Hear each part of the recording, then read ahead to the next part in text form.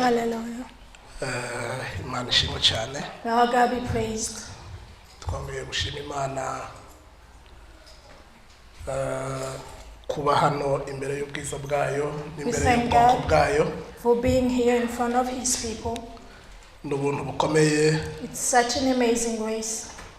Umuntu atabona ukuntu abasha kubisobanura. That we are not able to express. Dukunda kubifata nk'akamenyero cyangwa ikintu coroshe. Sometimes we take it for granted or for something we are used to.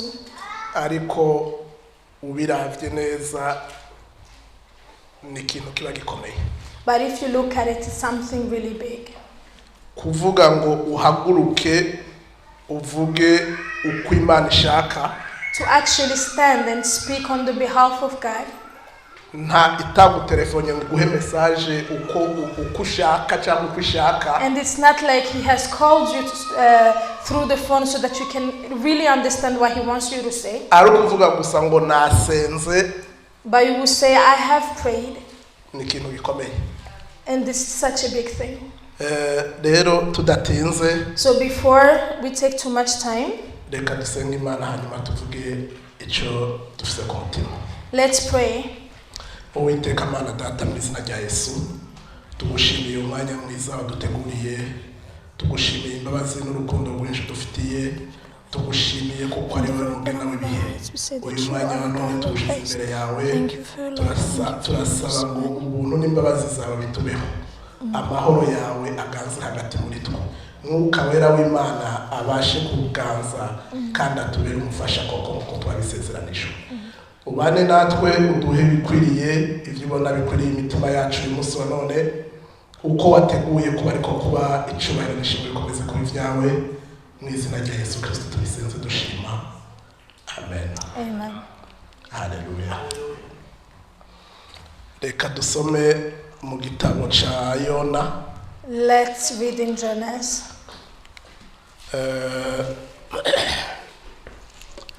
Turasoma igice kimwe gusa, ntidusoma Yona yose. We're just gonna read one chapter, not the whole. Turasoma igice. One chapter. Turasoma gusa igice cya gatatu cyose. The third chapter, and we're gonna Jonah, the third chapter and the whole chapter. Ubushize umwigisha yigishije ijambo Dimanche heze. The preacher of last Sunday, yaravuze ngo baramubwiye ngo azoze yitonda mu kuvuga. They have told him to not speak too fast, kugira ngo umusobanuzi abone umwanya, so that the translator can get some time to speak as well. Ndashima Imana iyo mpano yo kuvuga buke ndayifise. And then thank God because He has given me the gift of speaking slowly. Umusobanuzi araza kuronka umwanya. And the translator will be able to talk as well. Yona igice cya gatatu kuva ku murongo wa mbere kumanuka kugeza ku wa nyuma w'icyo gice. Jonah from the third chapter from the first verse to the last one. Ufise Bibiliya y'Igifaransa. He's going to read in French. Umusobanuzi nawe ari mu Cyongereza, sinzi ko tuza gusoma ibirimi bitatu. And I will have to read in English. Cyangwa Uw'ikirundi cyangwa Kinyarwanda adusomere hama umusobanuzi asome mu kirimi ciwe. Or I don't know if there is someone who has a Bible in Kirundi or Kinyarwanda who can read, and I will read in English. kugira ngo umwanya ntutubane muke kubera dufite n'ibindi bikorwa, So that we won't have to read in a lot of twihute tubisige languages. Or we can read in the three languages, in Kinyarwanda, Kirundi, French and English. Okay, reka nsome mu Gifaransa. Igice ca gatatu Yona kuva ku murongo wa mbere. Third chapter in the first verse. Haranditse ngo la parole de l'Éternel fut adressée à Jonas une seconde fois à ces mots. Lève-toi, va à Ninive, la grande ville, et fais-y la proclamation que je te dis. Alors Jonas se leva. Il alla à Ninive selon la parole de l'Éternel. Or, Ninive était devant Dieu une grande ville de 3 jours de marche. Aka kantu niko tuza guhagararako cyane. Alors Jonas se leva, il va à Ninive selon la parole de l'Éternel. Or, Ninive était devant Dieu une grande ville de 3 jours de marche. Yona commença par faire dans la ville une journée de marche. Il criait ces mots. Encore 4 jours et Ninive sera bouleversée. Nubwo tutokwirwa dukomeza cyose reka mpereza aha kuko numvise icyo nashakamo. Kugeza kuri kane. Okay, so we're going to read from Jonah 3, verse 1 to the 4th verse. Then the word of the Lord came to Jonah a second time. Go to the great city of Nineveh and proclaim to it the message I give you. Jonah obeyed the word of the Lord and went to Nineveh. Now Nineveh was a very large city. It took 3 days to go through it. Jonah began by going a day's journey into the city, proclaiming, 40 more days and Nineveh will be overthrown. Amen. Hallelujah. Dusomera mu Kinyarwanda cyangwa Kirundi. Maze ijambo ry'Uwiteka rigera kuri Yona ubwa kabiri. Riramubwira riti haguruka uje inawe mu murwa munini uwuburire imiburo zakubwira. Nuko Yona arahaguruka ajana inawe kuko Uwiteka amutegetse. Kandi Ninawi wari umurwa munini cyane kugenda rwari urugendo rw'iminsi 3. Yona atangira kuja mu mudugudu agenda urugendo rw'umunsi umwe arangura ati hasigaye iminsi 40 Ninawi akariba. Hallelujah. Amen. Iminsi 4 apana iminsi 40 ndagira ngo. Iminsi 40. 40 iminsi 40. Yes. 40 more days and Nineveh will be overthrown. Iki gice and this part of the Bible cyamfashije kugira ngo mbashe kuvuga icyo nariko ndumva mu mutima. And this chapter has helped me so that I can explain what I've been feeling in my heart. Ntidusomye Yona yose ariko nahise mwaka gace. We didn't read the whole Jonah. Nayenze ngo ndasoma gatatu yose ariko akakonyene karahagije byakafasha. I thought we were going to read the whole chapter, but it's okay with the four verses. Yes, ashimwe cyane. May God be praised. Yona hano turasomye ngo Imana yongera kumubwira ubwa kabiri. We have read that God, the Lord, came to Jonah a second time. Nukuvuga ngo hari ubundi bwa mbere yari yamubwiye. Which means that he has spoken the first time. Kandi icyo yari yamubwiye ntibatubwiye ko cyahindutse ni ya message nyine yasubiye kumuha. And while he spoke before didn't change, he gave him the very same message the second time. Yes, ashimwe cyane. May God be praised. Ubwa mbere nciye ku mayange ukuntu bimeze. Ubwa mbere imuha message yamubwiye ngo agende aburire igisagara cya Ninive. The first time God told him to go and prepare the city of Nineveh. Imana iramubwira ngo genda ubwire abantu b'i Ninive. And God told him to go and tell them. bihana ibyaha byabo to repent their sins bave mu ngeso zibi barimo and get away from their sins bareke ibikorwa bibi bariko barakora and let go of the bad deeds they are doing, kuko bimaze kuba byinshi byanukiye narambiwe n'ibintu barimo. because God has had enough of it. Nibatareka And if they don't let go of it, nzorimbura igisagara cyabo cyose nabo bantu. I will destroy the whole city and the whole nation. Hallelujah. Amen. Yona And Jonah, amaze guhabwa iyo message when he was given this word, ntabwo ntabwo yakurikije amabwiriza yahawe. he didn't listen to what God has told him. Iwe yarafitaniye ibibazo Because he had a problem with them, n'ubwo bwoko Imana iri kwiramutumako. with those people God was sending him into.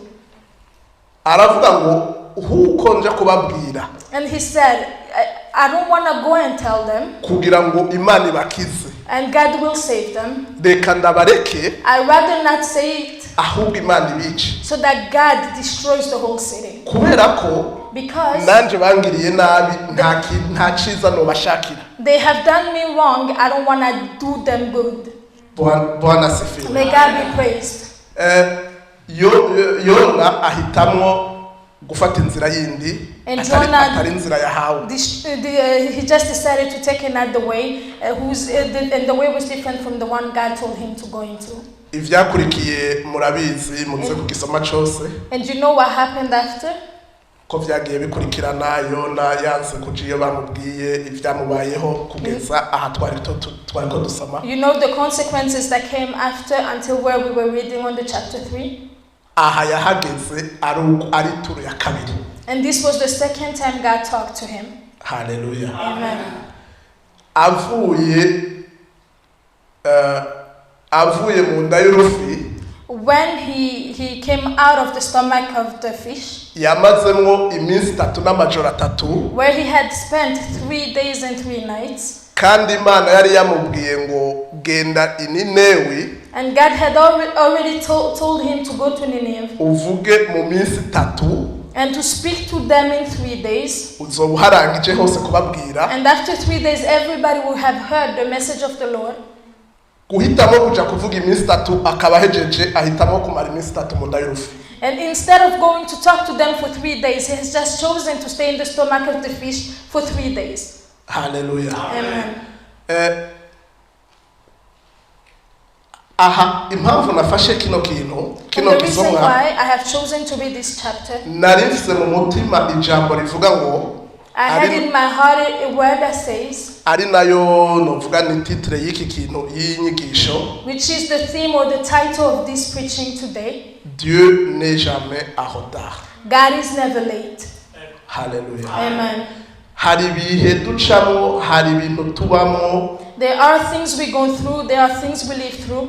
hari uko twibaza, hari uko dushaka, There is things we want, there is things we think, ariko abo ni twebwe. but those things are for Ntabwo ari us. Imana. That's not the thought of God. Umufaransa niwe yavuze neza ngo There is a French person that says l'homme propose et Dieu dispose. that the person can propose, but that's God who established the real thing. Ni ukuvuga ngo twebwe tushobora gutegura ariko ntidushobora gushitsa. Which means that we can prepare, but we cannot accomplish. Gushitsa ni uko Imana itazicere. But the accomplishment is from God, the one who's never late. Hallelujah. Amen. Yona yaza kugenda uko Imana yamubwiye, If Jonah would have walked as God wanted, abanenive bari gukira the people of Nineveh would have been saved. kandi bagakirira kuri wa mwanya. And they would have been saved on time. Uwahitamo gufata indi nzira But he has chosen to take another way, uko yatekereje bijanye nawe nk'umuntu, the way he has thought as a person. akibaza ko nubwo abikoze And he thought that if he does it that way, ntabikoze nk'uko Imana yamubwiye. he's not doing it as God wanted. Yesu ashimwe cyane. May God be praised. Ijambo ry'Imana ryatubwiye ngo imbere y'Imana Ninive yari gisagara kinini, But the word of God tells us that in front of God, Nineveh was a great city cyo kugendamwo iminsi 3. where he would have to go through for 3 days. hano twasomye And where we have read, batubwiye ko wewe yahagize umunsi umwe nimba atari yahamaze umunsi umwe agenda. and the Bible says that it was a journey of a day. Ukomeje gusoma cyane ukakirangiza iki gisomwa cyose, If you keep on reading the next chapter, iwe yabikoze atari ugushaka kugira ngo Imana isohoze icyo yashatse. he has done it because he didn't want the people of Nineveh to hear what he's saying. Yabikoze ari ukwikura Imana. He did it just because he wanted to do whatever God told him to do. Donc arangize affaire nawe n'Imana mugabo uko Imana yamubwiye yaramenyereye ko Imana ikora icyo yavuze. So he didn't do what God told him to do exactly. He just did it so that he can get away from God. Iwe yarazi ngo ndahagiye umunsi umwe, yari yavuze ko nzohagenda iminsi 3 uko biri kose abantu ntibaza kumva. So he said, God told me to go for 3 days. If I go for 1 day, no one is going to hear nothing. Uko biza kugenda kose amaruhiro iraza kubica. And he thought that if he says it in 1 day, a lot of people would die instead. Bwana sifiwe. May God be praised. Ariko Imana yacu ni Imana itazicererwa. But our God is a God who's always on time. He's never late. Ishikira ku gihe. He came on time. Igihe cy'Imana. And the timing of the Lord. Twe nk'abantu tutaramenya kudetermina, tutaramenya kugena. That we as people cannot even see or determine. Dushobora gukora ikintu tukibaza ngo turi ku gihe. We can do something and think that we are on time.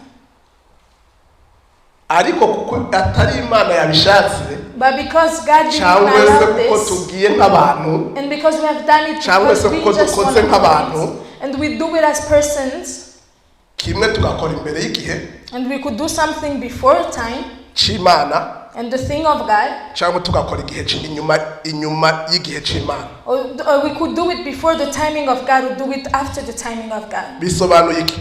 Which means that icyo nshaka kuvuga, Imana yacu itazihinduka itazicegwa. What I'm trying to do is that our God who does never change, and He's always on time. Ni Imana ifise igihe muri twe. He's the God who holds the time in us. Kuwayizeye, uwayiringiye, for the one who has put their faith and belief in Him, ifise igihe, He has a timing, cyo gukora ikintu muri we, the time to do something in you, kiri fix. And that timing is fixed. Icyo gihe iyo kitaragera, and before the timing of God, ushobora kukishikaho, ushobora kuza imbere yacu, you could come before the timing of God kubera kwihuta cyane, because you are in a rush, cyangwa ukaza inyuma yacu, or you could come after the timing of God kubera kwikwega cyane, because you've been delaying and wewe ukibaza ngo washize ku gihe, and you would think that you were on time. Hallelujah. Ariko Imana itazicegwa, but the God who is never late, igihe cyayo kiba kihari. He has His own timing. Hallelujah. Amen. Reka dusome ahandi hantu. Let's read somewhere else. Ndibaza ni muri Exode. I think it's in Exodus. Ni muri Exode. Exodus. Kugira ngo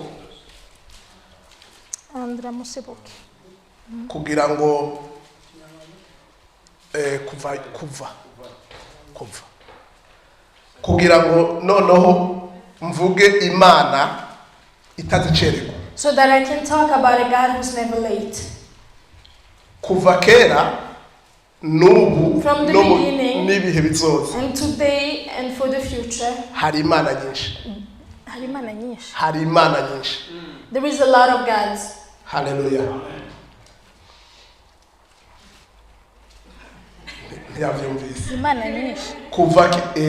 Kuva kera, from the beginning na n'ubu, and today n'igihe kizaza, and the day that will come, mw'isi hari Imana nyinshi. there are a lot of gods in this world. Donc nukuvuga iki? Which means twese abantu bo mw'isi ntidusenga Imana imwe. That every person on earth doesn't pray the very same God. Nico nshatse kuvuga. That's what I'm trying to say. kugira ngo noneho mvuge imana itazicegwa. So that I can talk about this certain God that there is never late. Ifo ko tumenya iyo mana niyihe muri izi mana zose ziri. We need to know which God it is in between all of these. Twibuke neza Eli avuga ngo Eliya avuga ngo mana umenyekane ko ari we mana muri Isirayeli. Let's talk about Elijah when he said, God, I want the people to know that you are a God of Israel.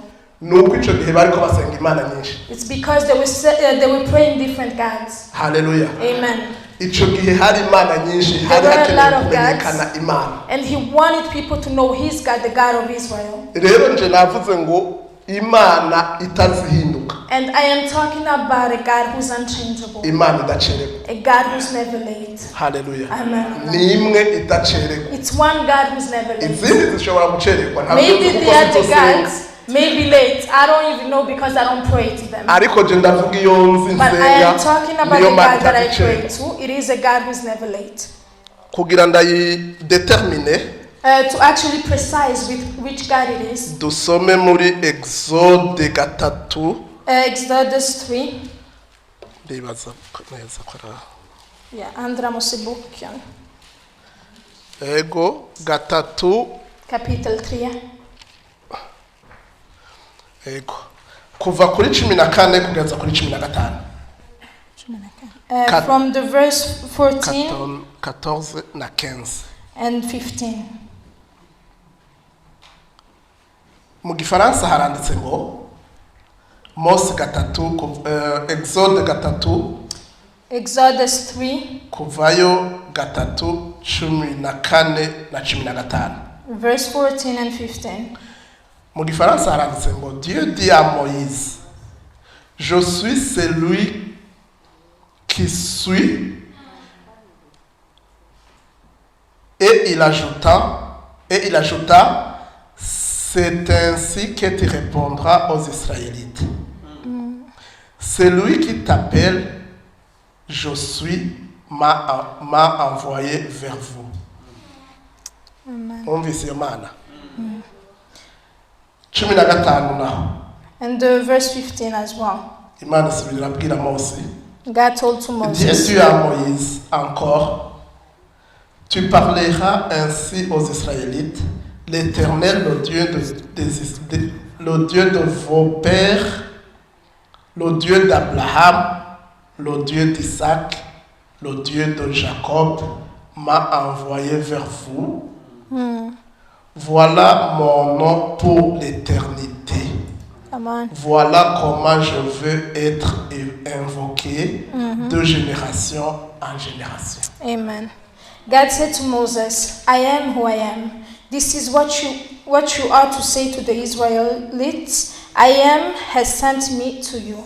And the verse 15, God also said to Moses, say to the Israelites, the Lord, the God of your fathers, the God of Abraham, the God of Isaac, and the God of Jacob has sent me to you. This is my name forever, the name you shall call me from generation to generation. Amen. Hallelujah. Imana itaza icererwa. The God who's always on time Niyo duhejeje kumva. is the God we just read about. Ni ndiho. He is I am. Celui qui suis. I am the one I am. Donc uwondi mu kirimi cy'ikirundi nuko tutasomye ndagira ngo uwondi we. I am who I am. Nikeneye gushiramo ibintu byinshi. He doesn't need other adjectives. Uwondi we ndiho. I am who I am. Imana ya Abrahamu, the God of Abraham, ya Isaka, of Isaac, na Yakobo. and Jacob. Uko niko nzitwa. That's the name you shall call me forever. Ibihe n'ibihe mu bwoko bwose. From generation to generation. Hallelujah. Amen. Iyo niyo mana itaza icererwa. That is the God who's never late. Nimba hari indi usenga atari iyo, If there is another God you have been praying to, ubehange irashobora gucererwa. just be careful, he might be late. uzuracunga neza kuko Be careful. igenda nk'aya matrene ya hano We might have troubles as the trains here. ntizigira gahunda They don't have a right program. ariko imana yacu But our God, imana twizeye kandi twiringiye the God we have put our hope and our faith in, muri gahunda yayo nticererwa. He's never late. Haleluya. Amen. ishikira ku gihe He will come on time. igihe kitajanye nuko twe twiyumvira. And the time that's not that's not aligned with our thoughts. iyo uri kurakora nk'ikintu When you are doing something,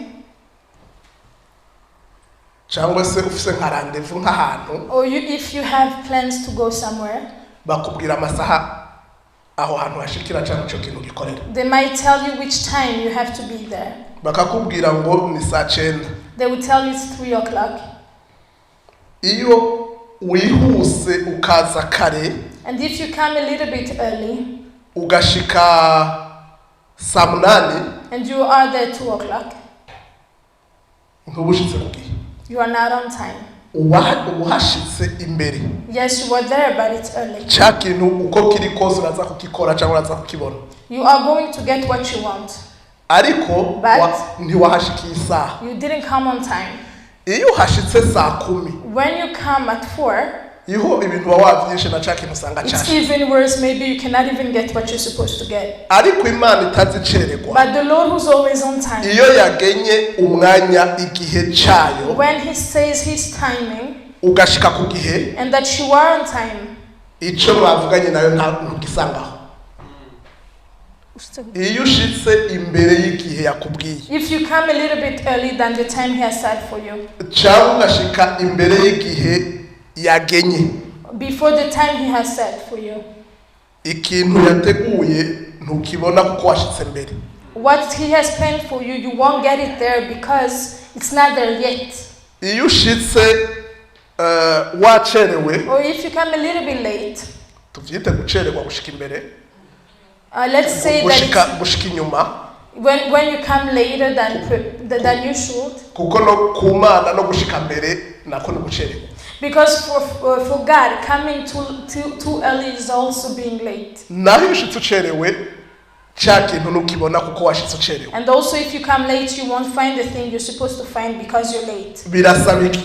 Which means kuvuga ngo igihe cy'Imana ukigwemo, to be on God's timing, birasaba kuba muri plan y'Imana. you have to be in the plan of God. Bisaba kugendera mu mugambi You w'Imana. have to walk according to the plans of God. Imana ishobora kudusezeranya ikintu God can promise you something, kubera ko twihuse cyangwa kubera ko twacerewe and ntitukibona. because we are in a rush, or maybe we came too late, Ariko biradusaba ngo tugende uko ishaka, but it requires us to walk in His will kugira ngo umwanya wayo tuwubemo. so that we can be in the time that He has already set for us.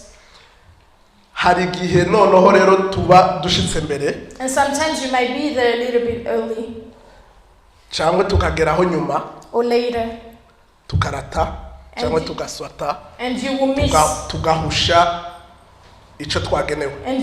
what was protected for you. Haleluya. Reka twongere dusome ahantu hamwe Let's read somewhere else as well kurangiza. before I close my message. Dusome muri Mark gatanu chapter 5, kuva kuri 25 verse 25, kuva kuri 25 verse 25 kuri 28 to 28. handitse gutya. It is written. Mariko gatanu Mark 5 25 25 to 28. Or il y avait une femme atteinte d'une perte de sang depuis 12 ans. Elle avait beaucoup souffert Elle avait beaucoup souffert entre les mains de plusieurs médecins. Elle avait dépensé tout ce qu'elle possédait sans en tirer aucun avantage. Au contraire, son état avait plutôt empiré. Ayant entendu parler de Jésus, elle vint dans la foule par derrière et touchait son vêtement. Car elle disait, si je puis seulement toucher ses vêtements, je serai guérie. Mark 5:25-28. And the woman was there who had been subject to bleeding for 12 years. She had suffered a great deal under the care of many doctors and had spent all she had, yet instead of getting better, she grew worse. 27. When she heard about Jesus, she came behind him in the crowd and touched his dress, because he thought, if I could just touch his garment, I will be healed. Amen. Hallelujah. Uyu mama This woman, yaramaze imyaka 12 nkuko abitubwiye. she had spent 12 years Afite ingwara. with a disease. Muri iyo myaka 12 In those 12 years, yari yagerageje gukora uko ashoboye kose she had tried her best kugira ngo ashobore kwivuza cyangwa kwirengera kugira ngo iyo ngwara imuveko. so that she can get the care of the doctors and be healed. Ariko But ho gukira no gutakaza utuntu twiwe, instead of getting better, yakomeza kumera nabi. she got worse. Hallelujah. Amen. Wamaze kumva Yesu amakuru ye, And when she heard about the stories of Jesus, yigira inama. she has decided in her heart. Hallelujah. Amen. Ndashaka kuvuga igihe c'Imana. I would like to talk about the timing of God again, Imana idacekwa. and the God who's never late. Yari yagerageje gukora ivyo ashoboye vyose, She had tried arivuza to do her best, mu buryo butandukanye, seen a lot of doctors in every single way, ariko ntiyigeze akira. but she never got better. Hallelujah. Amen. Kandi tuzi ko Imana yahaye ubwenge abaganga And we know that God has given the intelligence and the wisdom to the doctors bwo kudufasha ingwara yamaze kubagaragarira mu maso, so that they can help us with the disease that they had already found a cure for. hari ingwara zitagaragarira umuganga, There are some sickness that the doctors cannot find, akuvura agapima akabura ikintu na kimwe, and he would take tests and everything and he wouldn't find it. ariko we ingwara yo yarizwe. But they knew the problem she had. Yagerageje kwivuza uko ashoboye, She tried to see a lot of doctors, ariko endo ntiyari bwashike mu mwanya w'Imana. but still it wasn't the timing of God. Hallelujah. Amen. Ngo amaze kumva amakuru ya Yesu, And when she heard about the stories of Jesus, yigira Imana aravuga ngo she decided in her nubwo heart, nomukoraho gusa ku myenda ye kumuzuze, even though be able to actually touch his garment, ntibikenewe ko ngenda kumubwira ngo ndagwaye maze imyaka 12 it's not necessary that we go talk to him and tell him I've spent 12 years and this and that. mu mutima, Because in her heart, Bibiliya ntabyo yavuze, the Bible doesn't say a lot about it. ariko ugerageje gutekereza But if you try to understand, ni nkako vyabaye. it went down like that. Yaricaye aravuga amaze kumva amakuru, amenye Yesu ivyo akora, After amenye hearing about Jesus, amaze kumenya Yesu, after hearing about the stories of what Jesus has done before, aribwira aravuga ngo she has told herself, ntibikenewe ko nja kumubwira amakuru yanje. it's not needed that I will go and talk to him about my problems. Ni nkuko yovuga ngo uku muri je isaha yanje irageze, It's like she told herself, this is my time. umwanya wanje The uruzi. timing of God is here. Aravuga ngo ntibikenewe ko nja kumubwira And she amakuru, said, it's not necessary to tell him my stories. ndamusobanurira ivyo nakoze vyose, I don't have to tell him every doctor I've seen, kugira ngo ndabe ko nawe yogira hafatira kugira ngo agire icangirira. so that he can have an idea of a picture of what I've been through. Kuko mu bantu niko tumeze. Because as people, that's the need we have. nzanza kumubwira amakuru yanje He will come and tell me his stories kugira ngo yumve uko merewe agire icyo angiriye afatiye ku byo ndamubwiye. so that I can have an idea of how he's feeling and so that I can have an idea of how to help him. Nubwo noba mbabaye sinopfa kuza imbere yiwe ntagize icyo ndamubwira ngo amfashe uyu. If he is in pain and that he will come and stand in front of me, I wouldn't know how to help him. Hallelujah. Amen. Mbanza kumuberetera. He will have to tell me what's going on with him. Akabona guhera muri ivyo ndamubwiye so that I can agakuramo icyo ashobora kumfasha. So that I can have an idea of how to help him. Uyu mudamu and this woman yamaze kumva ko hariho umuntu utazucegwa. She had heard that there is a man who's never late. Aravuga ngo ntibikenewe ko ndinda kumubwira. And she said, I don't have to tell him about my problems. Igihe kirageze. Because the time is here. Nubwo nomukoraho gusa araza aribwiriza. He will know exactly what I need. Hallelujah. Amen. Amen, amen. Ngwaca mu bantu hagati inyuma. And then he tried to go through the crowd. Kubw'ikibazo yari afise kumbure ntiyashobora guca habona. Because of the problem she had, she couldn't go straight in front of people. Akora kuri Yesu. And she touched his garment. Hallelujah. Ntitwagisomye cyose twasomye gusa uko yigiriye inama. We didn't read everything, we just read the thought she had. Icyo nshaka kuvuga ni iki? What I'm trying to say is this. Tumenye kwigira inama. We need to decide in our hearts. Bibiliya iravuga ngo the Bible says kwizera guterwa no kumva. That the faith comes from what we hear. Kumva iki? Kumva amajambo y'Imana. And to hear what? It is hearing the word of God. Uyu mudamu because this woman, yumvishije amajambo y'Imana. She had heard about the word of God.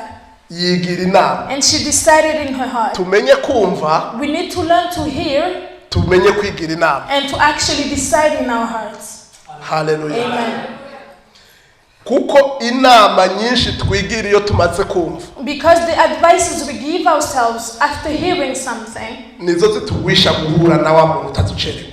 They are the ones who's gonna lead us to actually meet this person who's never late. Ariko iyo twigiriye uko dushaka ntacyo twumvise. But when you make decisions based on nothing and you didn't hear anything kiva ku Mana coming from God, kenshi duhusha wa mwanya. Sometimes, most of the time, you miss the timing of God. Hallelujah. Amen. Iyo twumvise amajambo y'Imana. When we listen to the word of God, tumenya yo dukuramo adufitiye umumaro. We know how to take what's important for us. Tukamenya yatuyobora. And we know which words are gonna guide us and lead us. Tukamenya yatwigisha. And we will know those who's gonna just teach us something. Hari igihe twumva. Sometimes we hear the word of God. Tukiga. And we will learn something. Kwiga. And learning. Ni kintu cy'ubuzima. Is something that's important. Kwiga ni kintu kitugirira umumaro mu gihe kinini. Learning is something that gives us something important in our lives. Hari igihe twumva. Sometimes we hear. Tukamenya inzira dufata. And we will know exactly which way to go. Hari n'igihe twumva. And sometimes we hear. Tukagirwa inama. And we would just have an advice or a decision of the heart. Tugahindura uko twako twiyumvira cyangwa icyo twako dushaka gukora. And we would change our way of thinking, or you would definitely change the plans you had. Arico gituma Bibiliya ivuga ngo kumva. Which is why the Bible says. Ni kwiza. That hearing is a good thing. Ariko apana kumva icyo aricyo cyose. But not hearing anything. Kuko ivyo twumva ni byinshi. Because we hear a lot of things. Ariko siko byose bitugirira. But not everything. Siko byose bitwigisha. Not everything is good. Siko byose bituyobora. Not everything leads us. Siko byose bituhugura. Not everything changes us. Donc siko byose bidukosora. That it's not everything that corrects us. Ndakivuge gutyo. Hallelujah. Amen. Ndangiza reka mvuge. Before I close my message, I'm gonna tell you. Kudacererwa kw'Imana. The fact that God is never late. Twumvise ko Imana idacererwa rimwe. We have heard that the only God that's never late is our God. tumenye guhitamwo iyo mana. We need to choose that God. Tumenye iyo mana iyo ariyo. We need to learn to know which God it is. Ico ni cambere. And that's the first thing. Tumenye imana idacererwa. We need to learn to know the God who's never late. Kubera kuko hari izicererwa. Because there are some gods that are late. Hallelujah. Amen. Icya kabiri. The second thing C'imana idacererwa. about the God who's never late Dukwiriye kumenya. that we need to learn about. Nuko hariho kubwo ndabivuga gute? Kubwo kwihuta. Because we have a rush. Dutewe n'irari ry'ico dushaka gushikaho. Because we want something too much. Kandi tukibwira ko ari Imana igiye kukiduha. And we will tell ourselves that it's God who's giving us that thing. Ariko kubw'irari ryacu dufise. And because of the will of our own will, tukabikora uko dushatse. we would do it in our own ways. Twige kutiruka cyane. We need to learn to stop and not rush. Kugira ngo tudashika imbere y'igihe. So that we do not get there before the timing of God. Hallelujah. Amen. Bivuze iki? Which means Nshobora kuba nkeneye ikintu. I might need something. Kubera kuko ndagikeneye cyane. And because I want it so much, nkiruka cyane kugira ndagishikire vuba. I will run so that I can get to the thing. Birasaba koko nimba numvise ijwi. But it is necessary that if I hear a voice, nyimba nzi Imana iyo ariyo nizeye, and that I will know the God that I have put my faith in, birasaba kugenda buke. I will need to take it easy. Sinshuhire cya kintu kubera kuko ndagishaka cyane. And I won't be running because I want that thing so much. Ngo niruke. And I will run towards it. Mpave nshika imbere y'igihe. And I will be there before the time set of God. Ngerageze kugendera mu mwanya ukwiriye. So that I need to learn to go into the timing of God. Ico gisaba kwizera. And you need to have faith in you. Kwizera gutera kwihangana. And that's the faith that's going to give you the perseverance that you need. Hallelujah. Amen. Ico ni cyakabiri. Icyagatatu And kudashika. the third thing. Icyagatatu. The third thing. Twirinde gushika inyuma y'igihe. We need to learn not to be late, to come after the timing of God. Shobora kudaha agaciro ikintu. Maybe you might not even give it the worth that it's due. Kubwo kubona kuko ntacyo kimariye. Because you feel like this is not important for you. Cyangwa kuko nyene nagisuzuguye. And because you have just devalued it. Hallelujah. Amen. Ariko ico kintu. But kikaba arico Imana ishaka kungiramwo neza. that is the thing that God has prepared to open doors so that you can have the goodness of God. Aho hantu hakaba ariho Imana ishaka kumpamurukiriza. And it's the right spot where God wants to elevate you. Ako kuko nabonye kuko hadahuye nuko ndi. But because it doesn't match your own personality. Hatari muri nivo yanje. Maybe it doesn't match the level you will want. Nkahasuzugura nkavuga ati aho ntacyo vamo. You wouldn't give it value and think that you won't get anything good out of it. Hallelujah. Amen. Nkahareka nkahirengagiza. And you would just take it for granted. Nkahatambuka. And you would just pass that. Twirinde kusuzugura cyangwa se kudaha agaciro ico duhuye naco cyose tutazi carico. Let's not downgrade whatever God has put in front of us before knowing what's in it. Twige kugendera mu gihe c'Imana. We need to learn to walk into God's perfect timing. Mu yandi majambo, In other words, twige kuba muri plan mu kibanza Imana dushaka. we need to learn to be in a place and in the plan God has set in front of us. Bibiliya iratubwira ngo twarahamagawe. The Bible says that we have been called. Uwaduhamagaye And the one who has called us, he has called us to do something. Twaba bato, twaba bakuru, Either you're twaba small or dushoboye, big, either you have the capacity or not, twaba tudashoboye, either you have the power to do it or not. Imana ifise kugukoresha cyangwa kuguhindura cyangwa kugushiraho ishaka itarabiye kuko uri wewe. God has the power to change things and to give you what you need without looking at the place in which you are right now. Imana yabwiye Gideyoni. God has talked to Gideon. Imuhamagara iramubwira ngo haguruka And wa he told munyembaraga. him, stand up, mighty warrior. Gideyoni nta mbaraga yari afise. And he wasn't strong. Kandi muri Isirayeli icyo gihe And in hari Israel, abanyembaraga benshi. there were a lot of warriors. Ariko Imana ihitamwo uyo But God has chosen him with his power kuko yabona ko ari umwanya wayo. because it was the timing of God. Hallelujah. Amen. Twige kugendera mu mwanya w'Imana. We need to learn to walk in the time God has set for us. Hallelujah. Amen. Twige kuba mu kibanza cy'Imana idushaka. We need to learn to stand in a place where God wants us to stand in. Niho Imana izokomeza gukora ibishaka muri twe. That's where God will operate, what he wants in you. Ubu nyene muri no minsi Nowadays, hari ukuntu turi kumera nkaho twe dushaka gukoresha Imana. we have been acting as if we are the one who wants to use God instead. Turi gushaka ko uko dushaka ariko kuba. We want that our will be done and not the Lord's. Kandi kukaba mu mwanya twe dushaka. And it's going to be in the timing that we have set. Ariko Imana idacerwa But the Lord who's never late, ntabwo ari ukwikora. he doesn't operate like Twe that. ntituyikoresha. We are not the one who's going to Ahubwo use God, iradukoresha. but he will use us Ubwayo instead. yaravuze ngo yohagurutsa ibiti n'amabuye. And he has said that he can elevate the stones and the trees. Kandi yabivuze yaramaze kurema umuntu. And he has said it before, after he has created someone. Kandi rero umuntu yamuremeye yamuremeye umugambi. And when he created the human being, it was because of the plan he had for them.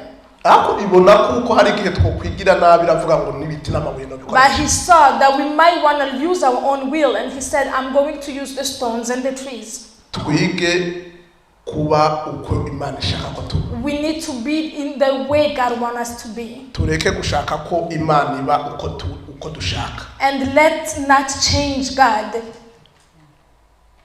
Niho tuzobasha kumenya neza That's when we will know exactly no kugendana how to walk with him, n'Imana idacerwa. with the Lord who's never late, Kugira ngo tube ku gihe cyayo. so that we can be in the perfect timing of the God. Nico kizotugirira umumaro muri twe. And that's the most important thing in our lives. Nico kizodushoboza That's what's going to allow us gusohoza urugendo turimo. to accomplish this walk we are doing. Turi mu rugendo. We are in a journey. Nitwihuta tuzogwa mu nzira. If we go too fast, we might fall in before we get there. Niducegwa tuzotakaza umwanya. And if we go too slow, we might waste our own time. Twige gukurikira We need Imana to idacerwa. walk on the speed of the Lord who's never late. Uwiteka abahe umugisha. May God bless you.